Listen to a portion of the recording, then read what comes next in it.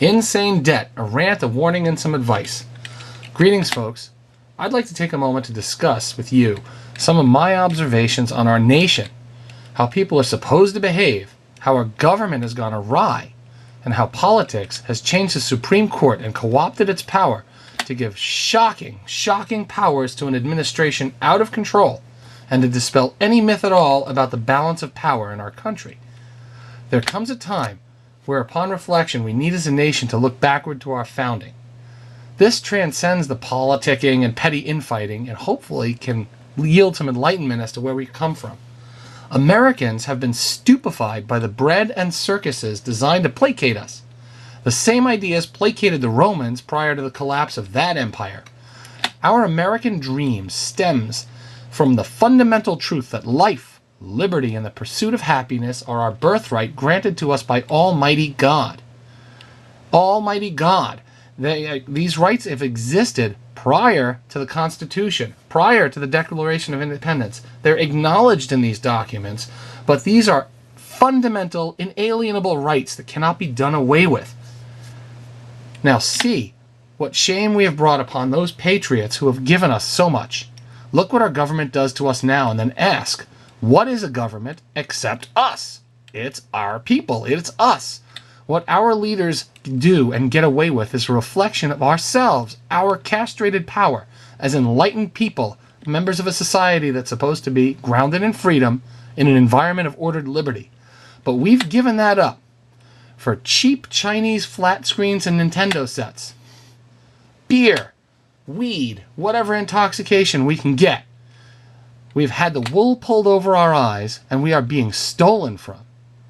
Now, just as the colonists bought Manhattan Island for $24 in cheap trinkets given to the Native Americans of the time, our future is being mortgaged to foreign powers like China in exchange for cheap borrowed money in order that we buy their flat-screen TVs, PlayStations, and other cheap goods.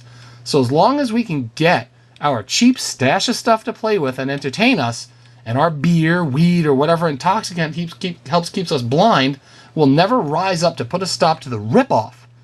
We've taken Manhattan for $24, and we've sold the entire USA for a blinking flat-screen TV and a cell phone. Now, our money system is blatantly unconstitutional. Bankers get rich, and our middle class gets squeezed out of existence. Why do we allow our government to disregard the Constitution? People say it's antiquated, that the court should interpret it as a living, breathing document. Sheer nonsense. Is it that antiquated? Our scriptures are from antiquity. They're antiquated, but they provide excellent guidance as to how to live in a society among other people. And see what happens to societies when we stray from them pesky 10 Commandments.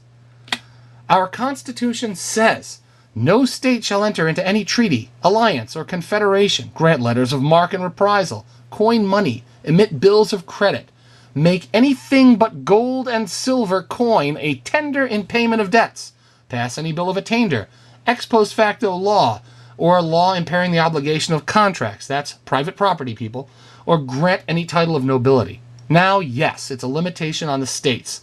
But if it was such a great big no-no for the states that our founding fathers explicitly said how bad it was, why ever would it be a good thing for the federal government to do? Our Supreme Court has become a political joke. Constitutional law, the supreme law of the land, is being ignored, while the fleecing of the people of America goes unnoticed because they're getting high and playing their Wii. Our government has started treating the Supreme Court as if it was some kind of representative body and not a judicial body. We need somebody to prove the Supreme Court's fair to women. Oh, only a female justice can do that. Now we need to appoint someone to prove that the Supreme Court is fair to blacks. Ah, only a black justice will do so. Now we need to prove that we have a judge for gays, a judge for Jews, Muslims, Protestants, Catholics. You see where I'm going. The court is not a representative body. If you want to see a representative body, go down the street to the House of Representatives. The court is supposed to be composed of the best legal minds to apply the Constitution, the supreme law of the land. Had we been doing that all this time, that would have provided the protections intended by the Founding Fathers so that situations like money printing and insane immigration, totally unequal application of the laws across racial and social class boundaries would not have occurred. But when we pervert it into what it's become today, it can only serve another branch of government. in terms of social policy.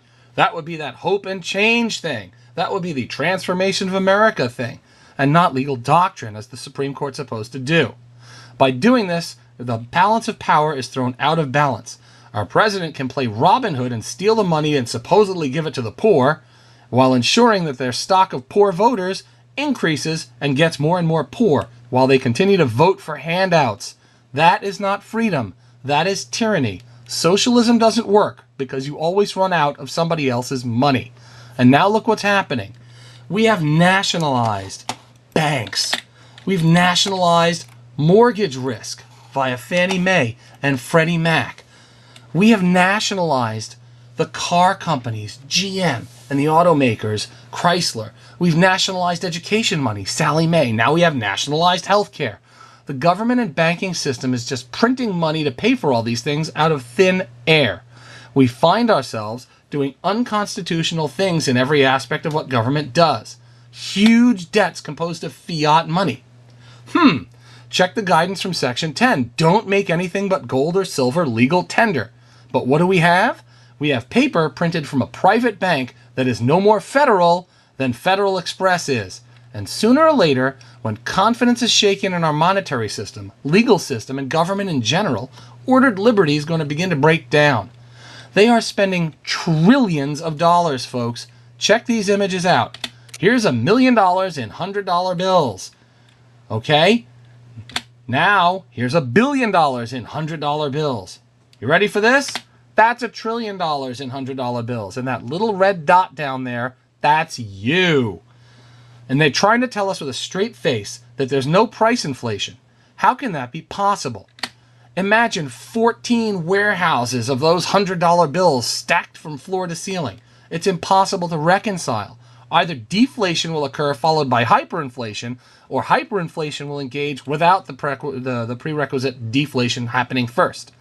Our brightest economists, the real economists, not college professors who've never made a dime of their own money in real business, are warning us every day that we're destroying ourselves. The market cannot be fooled forever. The dollar will collapse, folks, just like it did in Zimbabwe. Check that picture out. That's enough for about 3 chicken eggs. Such a collapse of the dollar could paralyze our economy, make required systems collapse, halt the power grid for lack of fuel and foreign oil and diesel, stop the food distributions along those systems of transport that rely on foreign energy, which, by the way, can no longer be bought with printed toilet paper. Whatever keeps our power system down and halted for more than 10 to 15 days will likely result in stampedes of very thirsty, hungry city refugees with no refrigeration, transport for food and water. They'll have no way of providing for themselves or their families. There'll be an exodus from the cities of thirsty, hungry people, and there will be plenty of really, really bad people to take advantage of that situation. This would be unimaginably bad news. Nobody lives a shorter life and a more miserable life than a refugee. And we have become so accustomed to such ease created by this monetary mother's milk.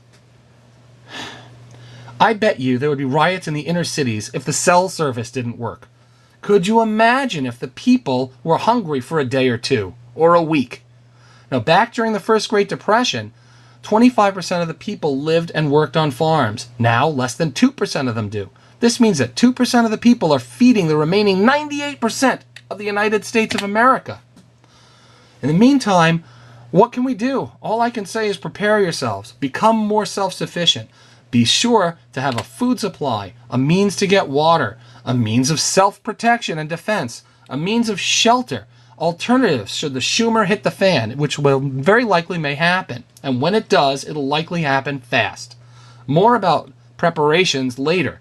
But you know what? Search the internet for the topic, and it's time to take a look into it. Above all, please, in the meantime, have faith. Know that through it all, we will find our balance again and restore the gifts of liberty and prosperity. We will bestow them upon our children. It is up to us. By restoring our family values and societal values, we will come closer together. Embrace our Creator. Have faith that our path will be clear and lead us back to our consented upon, constitutionally ratified government. Show the powers that be that the consent of the governed is not irrevocable. All the best.